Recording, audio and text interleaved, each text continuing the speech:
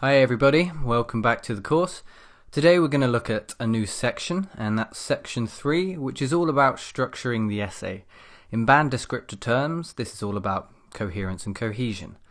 And we're going to begin by looking at cohesive devices and referencing, or how to achieve flow in your writing.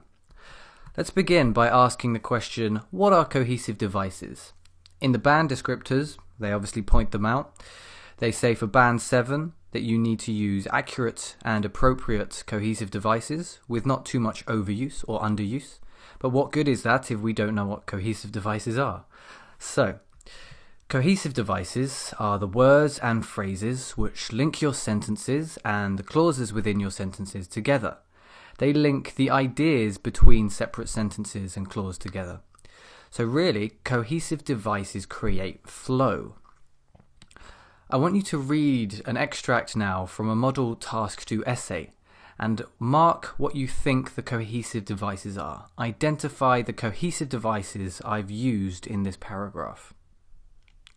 One of the main drawbacks of driving a car is the amount of pollution it causes. This is because the fumes from car exhaust contain chemicals which pollute the atmosphere. As a result, people who live in places with many cars, like cities, may suffer from respiratory-related illnesses. Furthermore, air pollution has a negative impact on a global scale. To illustrate, the polar ice caps are melting as a consequence of global warming, to which air pollution contributes.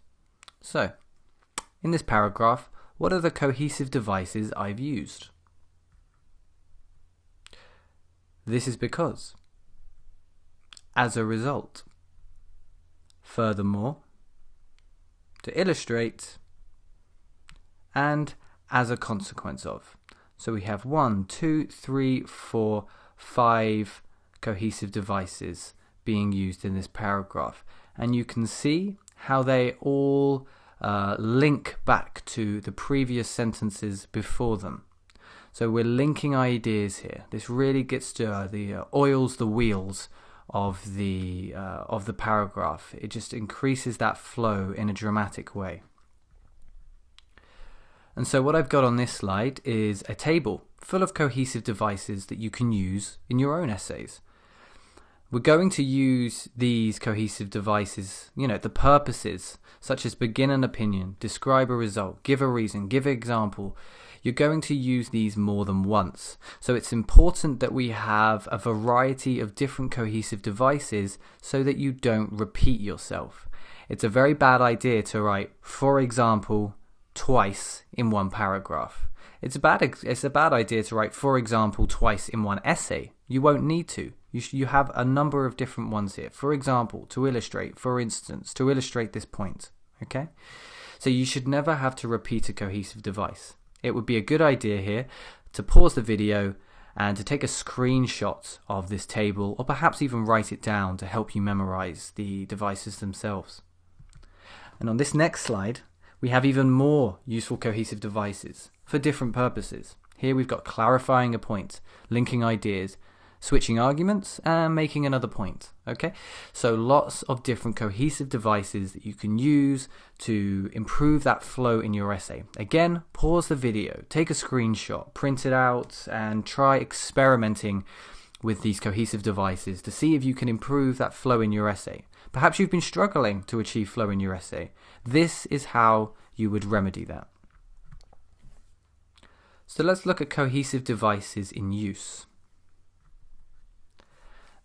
Now, using the cohesive devices we've looked at on the past 2 slides in the table, I want you to try yourself to change this paragraph to make it sound more coherent, more cohesive, and more fluent.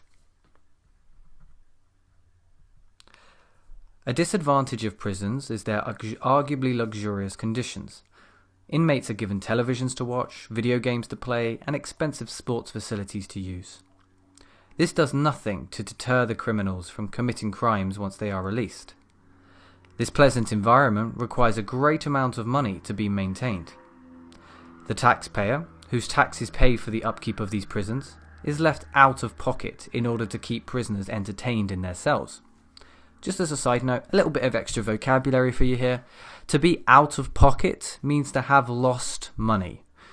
So that might be something you can include, especially if you're doing the general training module, as it's a quite idiomatic language. So what I want you to do then is to see if you can use the cohesive devices we've looked at on the past 2 slides to modify this paragraph, to make it more fluent, to make it more cohesive. You can remove words and add words, expressions, phrases, but what we're trying to do here is just improve the coherence and cohesion of the paragraph itself. Okay, so pause the video now and see if you can have a go at this exercise. Okay, if you're ready, let's have a look at how I've modified this paragraph. Okay, so firstly, one disadvantage of prisons is their arguably luxurious conditions. For example, inmates are given televisions to watch, video games to play, and expensive sports facilities to use.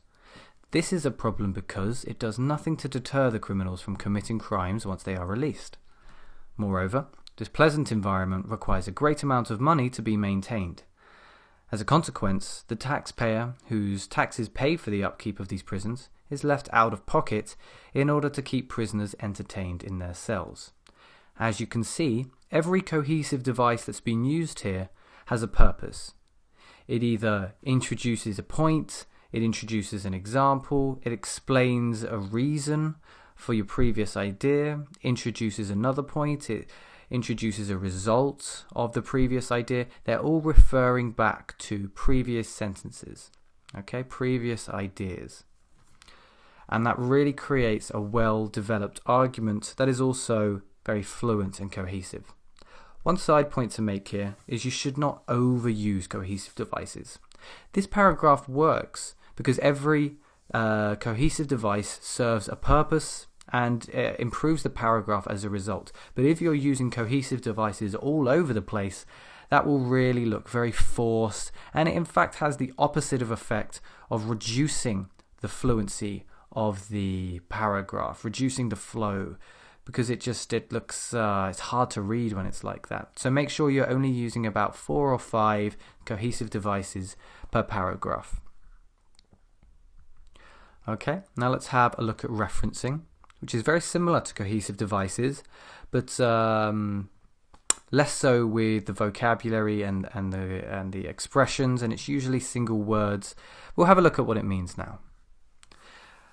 And we'll have a look at what it means by comparing 2 paragraphs. So I want you to look at these 2 paragraphs and decide which one looks more fluent. One reason sports stars deserve high salaries is that the sports stars set good examples for children. It is because they show children that if the children believe in themselves, the children can achieve anything. If top athletes didn't do it, then the children would lose out on a role model. It is why successful sports professionals should earn more money than other professionals. So what do you think? Does this sound fluent? Let's look at the next one. One reason sports stars deserve high salaries is that they set good examples for children. This is because they show children that if they believe in themselves, they can achieve anything. If top athletes didn't encourage this idea, then these children would lose out on a role model.